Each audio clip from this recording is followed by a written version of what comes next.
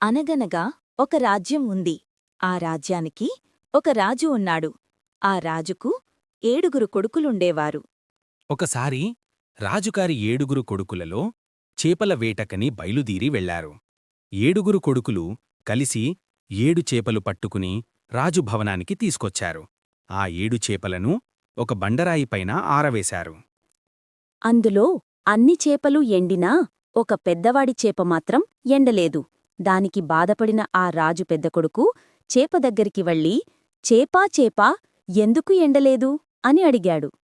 ఓ రాకుమారా, నాకు అడ్డంగా గడ్డివాము ఉంది. దాని నీడ నా మీద పడి నేను సరిగా ఎండలేకపోయాను అని చెప్పింది.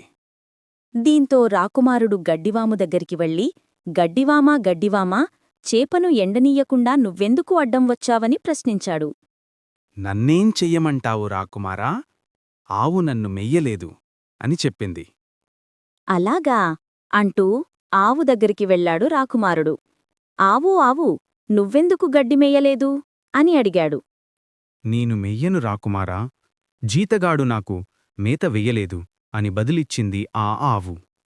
దీంతో జీతగాడి దగ్గరికి వెళ్ళిన రాకుమారుడు, జీతగాడా జీతగాడా, ఆవుకు ఎందుకు మేత వెయ్యలేదు అని అడిగాడు.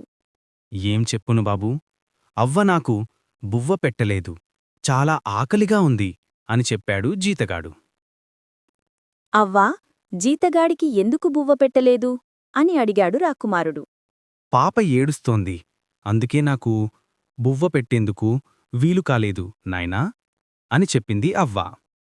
ఓహో అని ఆ సంగతిని అనుకుంటూ పాప దగ్గరికి వెళ్ళాడు రాకుమారుడు. పాపా పాపా, ఎందుకు ఏడుస్తున్నావు అని అడిగాడు. నన్ను చీమ కుట్టింది రాకుమారా, అందుకే ఏడుస్తున్నాను అని చెప్పింది పాప. వెంటనే ఊరుకోని రాకుమారుడు చీమ దగ్గరికి వెళ్ళి, చీమా చీమా, పాపనెందుకు కుట్టావు అని అడిగాడు. ఆ ఆ నా బంగారు పుట్టలో వేలు పెడితేనే నేను కుడతాను గీటాను అని బదులిచ్చింది చీమ. ఈ విధంగా చేప ఎండకపోవడానికి మూలకారణం చీమ వద్ద ఉన్నదని రాకుమారుడు తెలుసుకున్నాడు. ఈ కథ యొక్క ప్రధాన నీతి ఏమిటంటే, ప్రతి పెద్ద సమస్య వెనక ఒక చిన్న కారణం దాగి ఉంటుంది. ఒక సమస్యను పూర్తిగా పరిష్కరించాలంటే దానిని పైపైన చూడకుండా ఆ సమస్యకు గల అసలు మూలకారణాన్ని, అంటే రూట్ కాజ్ను తెలుసుకోవాలి.